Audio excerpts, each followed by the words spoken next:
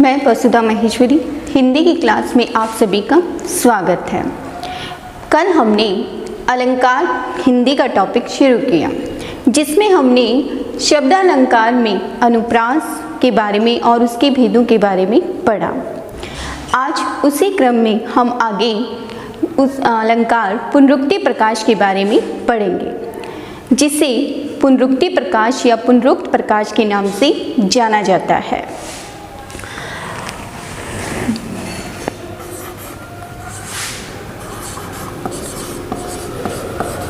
पुनरुक्ति प्रकाश या इसे पुनरुक्त प्रकाश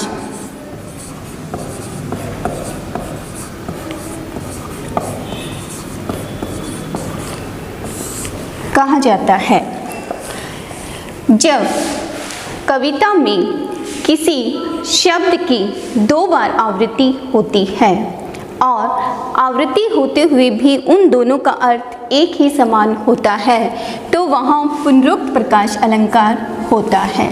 अर्थात शब्द की आवृत्ति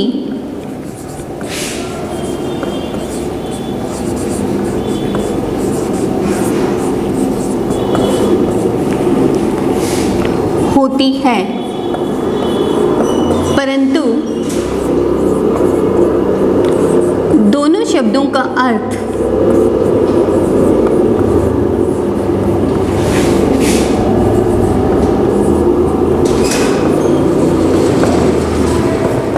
समान होता है।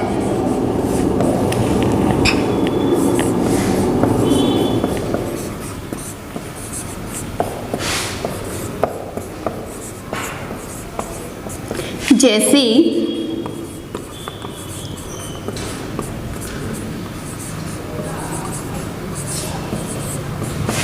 मधुर मधुर,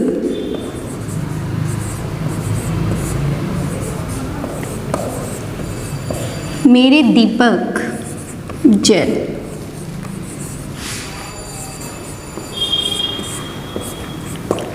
इसमें मधुर और मधुर वर्ण शब्द की आवृत्ति हुई है, परंतु दोनों ही शब्दों का अर्थ एक समान है। यहाँ पर ये ध्यान देने योग्य बात है कि अनुप्रास में वर्ण की आवृत्ति होती है, जबकि पुनरुक्ति प्रकाश में शब्द की आवृत्ति होती है। इसी तरह का दूसरा उदाहरण है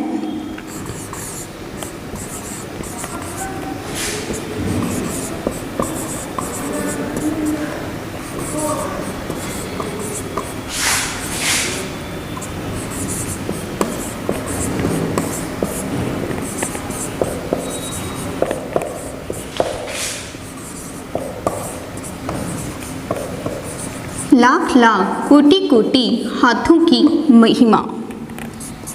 इसमें लाख लाख शब्द और कोटि कोटि शब्द की आवृत्ति हो रही है और इन शब्दों को पुनरुक्त शब्द भी कहा जाता है।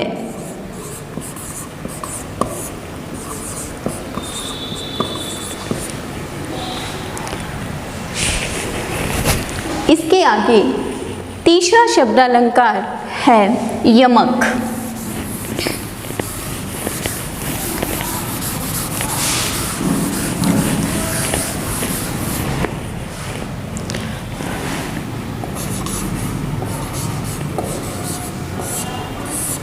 यमक अलंकार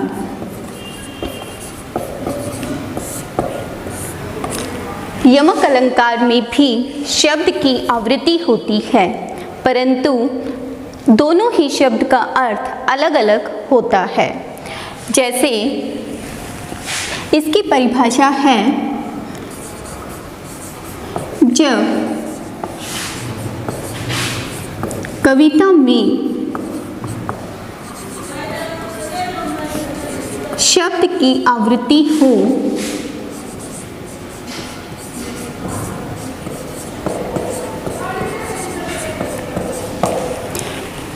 परंतु दोनों शब्दों का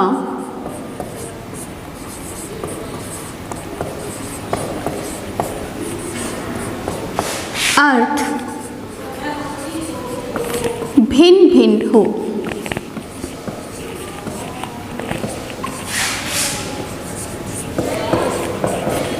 यमक का अर्थ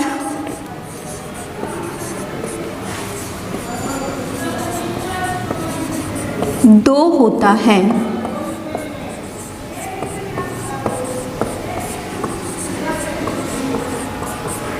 अतः इसमें शब्द की दो बार आवृत्ति होती है, जैसे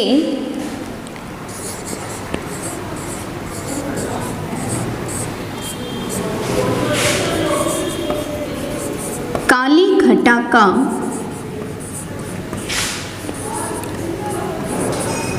घमंड घटा। इस पंक्ति में घटा वर्ण घटा शब्द की आवृत्ति हुई है, परंतु पहली घटा का अर्थ बादल है तो दूसरी घटा का अर्थ कम होना है, अर्थात काले बादलों का घमंड कम हो गया। इसी का और उदाहरण है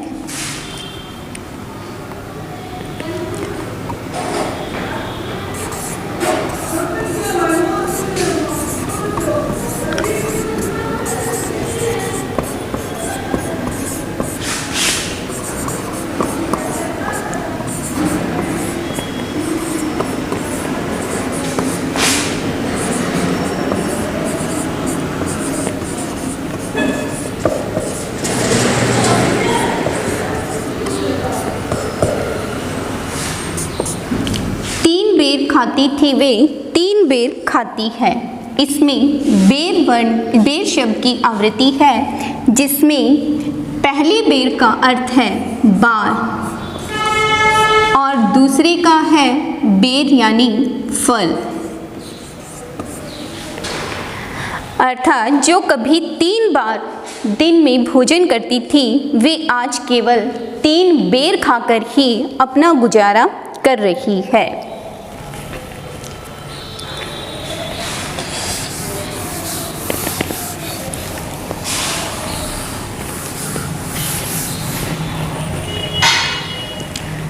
तीसरा उदाहरण देखिए।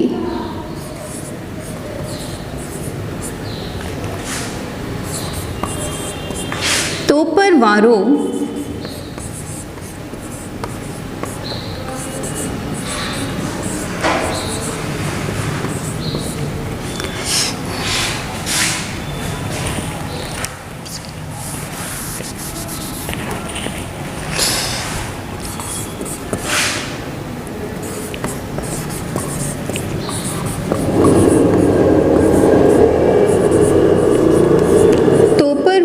उर्वशी सुने राधिका सुजान।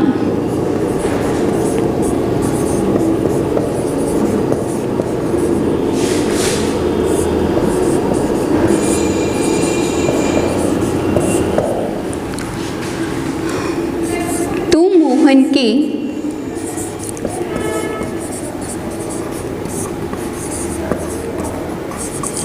उर्वशी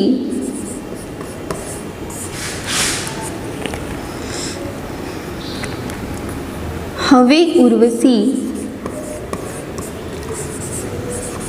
समान।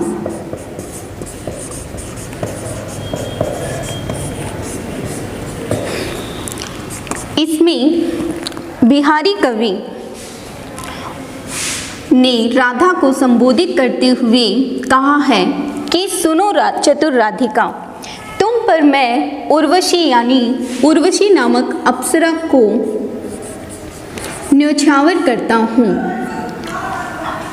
क्योंकि तुम तो कृष्ण की उर्वशी अर्थात हृदय में बसी हुई हो, इसलिए उर्वशी के समान ही हो। यहाँ पर उर्वशी शब्द का 3 बार प्रयोग हुआ है, जिसमें पहले और तीसरे उर्वशी अप्सरा का नाम है और दूसरी बार जो उर्वशी शब्द का प्रयोग हुआ है उसका अर्थ है हृदय में बसी हुई। इस प्रकार यमक अलंकार में शब्द की आवृत्ति होती है, परंतु अर्थ है वो अलग अलग निकलता है।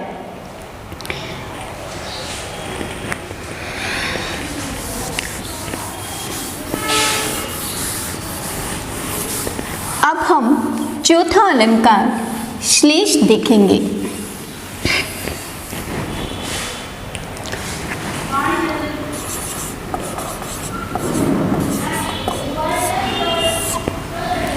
श्लेष अलंकार। श्लेष में वर्ण की शब्द की एक ही बार प्रयोग होता है, परंतु उसके दो या दो से अधिक अर्थ निकलते हैं। श्लेष का शाब्दिक अर्थ ही है चिपका हुआ। श्लेष का शाब्दिक अर्थ चिपका हुआ।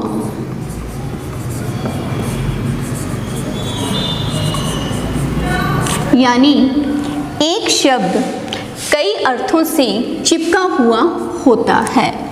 श्लेष की परिभाषा है, जब काव्य में शब्द का एक बार प्रयोग हो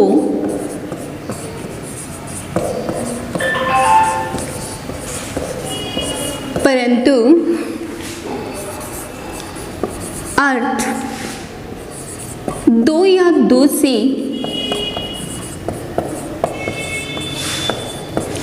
अधिक निकलते हो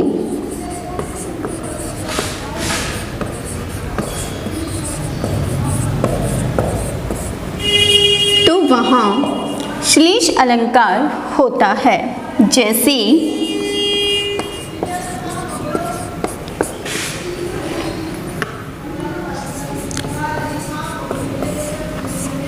पानी गए न उभरे,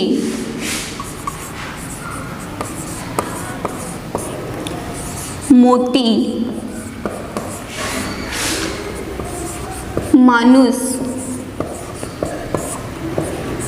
चून। यहाँ पानी शब्द का एक बार प्रयोग हुआ है, परंतु इसका अर्थ तीन अलग अलग शब्दों से जुड़ा हुआ है, जिसमें मोती के साथ चमक से, मनुष्य के साथ इज्जत से और चून आटे के साथ पानी से। या इस चून को आप चूने के रूप में भी प्रयुक्त कर सकते हैं, वहाँ भी इसका अर्थ पानी ही निकलेगा। कि अगर रहीम कवि कहते हैं कि अगर पानी उतर जाए अर्थात मोती की चमक उतर जाए तो उसका कोई मोल नहीं रहता।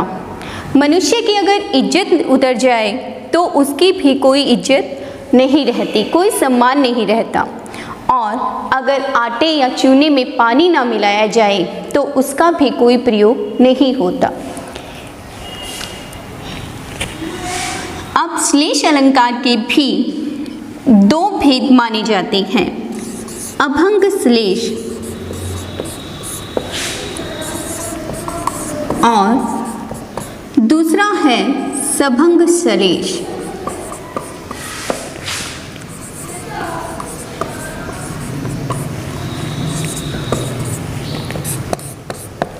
जिसमें अभंग श्लेष में जब शब्द का अर्थ बिना उसके टुकड़े किए हुए निकले तो वहाँ पर अभंग श्लेष माना जाता है।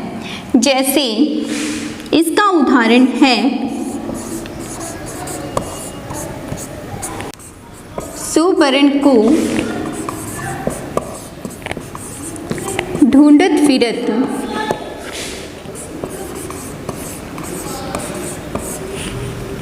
कवि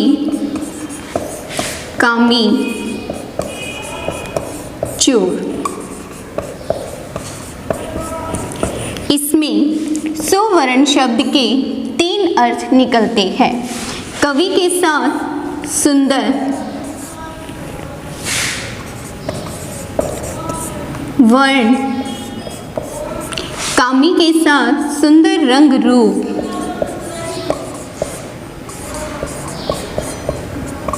और चोर के साथ इसका अर्थ सोना निकलता है। अर्थात कि सुंदर रूप को देखते हुए कामी घूमता रहता है और कवि हमेशा सुंदर वर्णों की तलाश में रहता है। इसी तरह चोर हमेशा चोरी के लिए सोने की तलाश में रहता है। इसमें सुवर्ण शब्द को बिना तोड़े इसके 3 अर्थ निकलते हैं, परंतु जब इसके टुकड़े कर अर्थ निकाला जाए तो वहाँ पर सभंग श्लेष अलंकार होता है। जैसे कि सभंग का उदाहरण है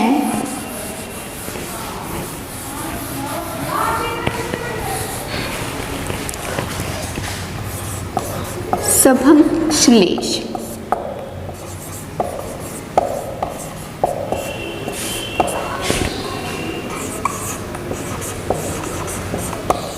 अजो तरियोना ही रहो,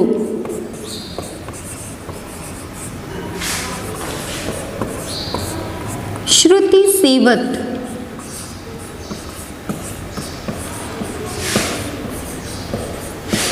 एक अंग।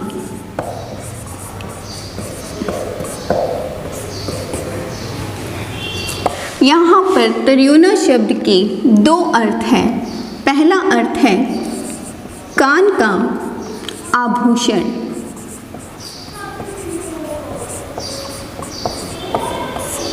दूसरा अर्थ है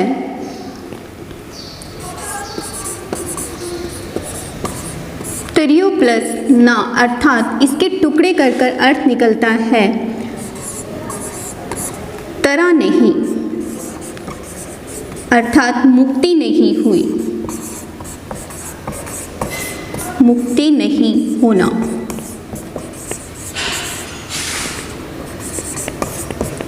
इसी प्रकार श्रुति शब्द का अर्थ है शास्त्र और कान। अब कवि कहता है कि आज तक कान का आभूषण केवल कान एक ही शरीर के एक ही अंग पर शोभा प्राप्त कर रहा है, और दूसरा इसका अर्थ निकलता है कि आज तक उन लोगों की मुक्ति नहीं हुई जो केवल शास्त्र पढ़ने में ही लगे रहे। इस प्रकार यहाँ देते हुए तरियोना का अर्थ एक बार बिना तोड़े और दूसरी बार शब्द को तोड़ने के बाद निकलता है। सभंग श्लेष का दूसरा उदाहरण है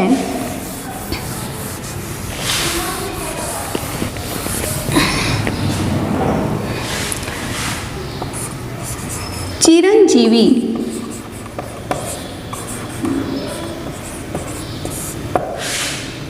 जोरी जुरी,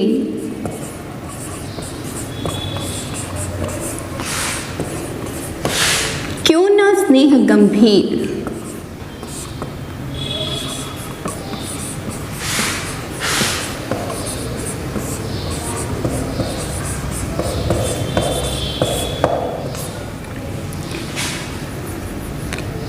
वे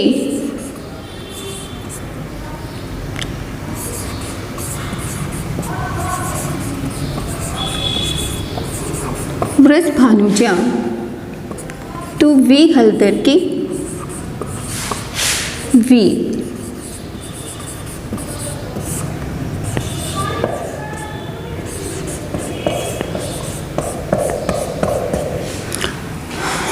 इसमें व्रज भानुजा शब्द के और हलधर के 2 अर्थ निकलते हैं। पहले वृष भानुजा के टुकड़े करने पर वृषभ प्लस अनुजा, और दूसरा इसका अर्थ है वृष भानु प्लस जा। वृषभ का अर्थ बैल और अनुजा का अर्थ है उसकी बहन।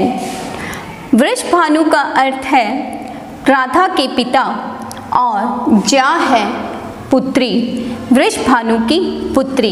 यहाँ पर वृष भानुजा का अर्थ राधा से और यहाँ गाय से लिया जाता है।